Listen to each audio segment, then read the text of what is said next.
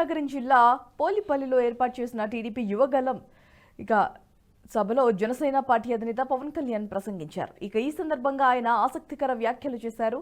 తాను నడుద్దామంటే నడిచే పరిస్థితి లేదు. పాదయాత్ర వల్ల చాలా మంది కష్టసుఖాలు తెలుసుకోవచ్చని తెలిపారు. అలాంటి అవకాశం నాకు రానందుకు బాధపడుతున్నా. లోకేష్ యువగలం పాదయాత్రను దిగ్విజయంగా పూర్తి చేసినందుకు ఆనందంగా ఉందని ప్రశంసించారు. చంద్రబాబును అన్యాయంగా జైల్లో పెట్టినప్పుడు చాలా బాధ కలిగిందన్నారు. కష్టాలను చిన్నప్పటి నుంచి దగ్గరగా చూసిన వాడిని ఓటమి ఎదురైనప్పుడు ఎలాంటి పరిస్థితి ఉంటుందో తనకు బాగా తెలుసన్నారు. అందుకే ఎమ్మెల్యేల్ని ట్రాన్స్ఫర్ చేస్తున్నాడు. ప్రజలందరూ ఆలోచించాలా. మన ఇంటి చెత్త తీసుకుని పక్కోడి ఇంటి ముందలేస్తే అది బంగారం అవుతుందా? బంగారం అవుతుందా? అవుతుందా? చెత్త చెత్తే కదా. మళ్ళీ ఒక్క నియోజకవర్గంలో చెత్త ఎమ్మెల్యేని ముఖ్యమంత్రి చెప్తే పక్క నియోజకవర్గంలో బంగారం ఎట్లా అవుతాడో నాకు అర్థం అవట్లా. జగన్ ఎమ్మెల్యేల్ని మార్చాలనుకుంటున్నారు, కానీ జనం జగన్నే మార్చాలని నిర్ణయం తీసుకున్నారు. మూడే మూడు నెలల్లో వైకాపా ప్రభుత్వాన్ని శాశ్వతంగా భూస్థాపితం చేసే బాధ్యత మనందరం తీసుకోవాలి. ప్రజలందరినీ కోరుతున్నాం, 175 స్థానాల్లో కనీసం 160 స్థానాలకి తెలుగుదేశం పార్టీ, జనసేన పార్టీ అభ్యర్థిని గెలిపించండి. 25 ఎంపీలు మాకివ్వండి.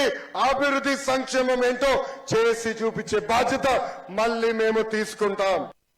పాదయాత్ర జగన్ గారి పాదయాత్ర లాంటిది కాదు. ఇది బొగ్గలు నిమిరే పాదయాత్ర కాదు. ఇది కష్టాలు తెలుసుకున్న పాదయాత్ర, మాటలతో ఉన్న పాదయాత్ర కాదు,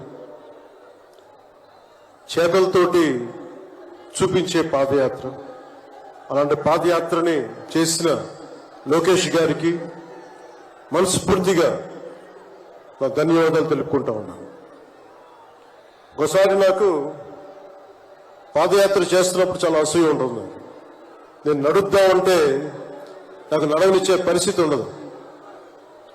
పాదయాత్ర వల్ల చాలా అనుభవాలు ఎదురవుతాయి. చాలా మందితో సాధక బాధలు తెలుసుకోవచ్చు, కష్ట సుఖాలు పంచుకోవచ్చు.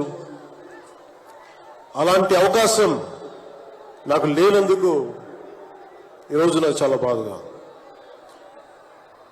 అలాంటి నాకు రాని అవకాశాన్ని లోకేష్ గారు దిగ్విజయంగా చేయటం, పూర్తి చేయడం నాకు చాలా ఆనందంగా. మన ఆంధ్రప్రదేశ్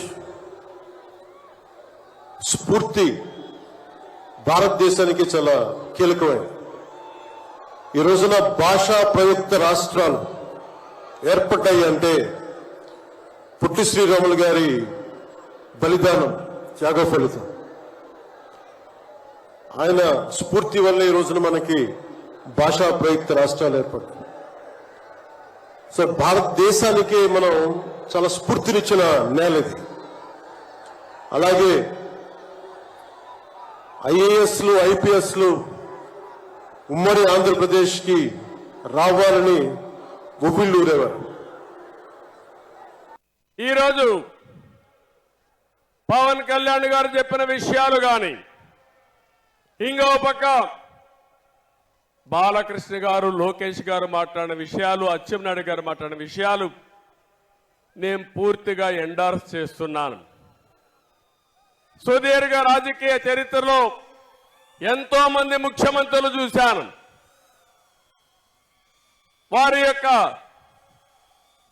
రాష్ట్రం కోసం వారు చేసిన పనులు చూశాను. కొంతమంది చేత కాకుండా పోతే వారిని విమర్శించే సందర్భాలు కూడా ఉన్నాయి. రాజకీయాల్లో ఎప్పుడు కూడా రాజకీయ వ్యతిరేకత ఉంటుంది తప్ప వ్యక్తిగత వ్యతిరేకత ఉండదు. ఈ విషయం మీరు గుర్తుపెట్టుకోవాల్సిన అవసరం ఉంది. ఈరోజు ఈ రాష్ట్రంలో చూస్తా ఉంటే విశాఖపట్నంలో ఉన్నాం మనం. విజయనగరం, భోగాపురం నియోజకవర్గంలో మీటింగ్ పెట్టుకున్నాం. ఇక్కడే విమానాశ్రయానికి నేను ఆ రోజు నాంది పలికాను. ల్యాండ్ అక్విజిషన్ కూడా చేశాను.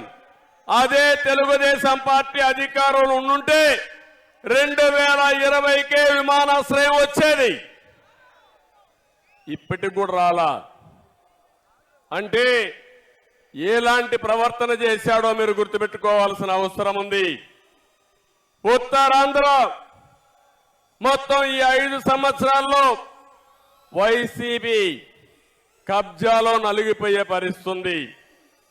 నేను అన్ని విషయాలు ఇక్కడ మాట్లాడలేం కానీ ఈరోజు రాష్ట్రంలో ఉండే ప్రతి ఒక్కరికి విజ్ఞప్తి చేస్తున్నా, 5 కోట్ల ప్రజలకు విజ్ఞప్తి చేస్తున్నాను. మీరు ఆలోచించవలసిన అవసరం ఉంది. ఇది జనసేన తెలుగుదేశం పార్టీల కోసం కాదు, లేకపోతే నా కోసం పవన్ కళ్యాణ్ కోసం కాదు.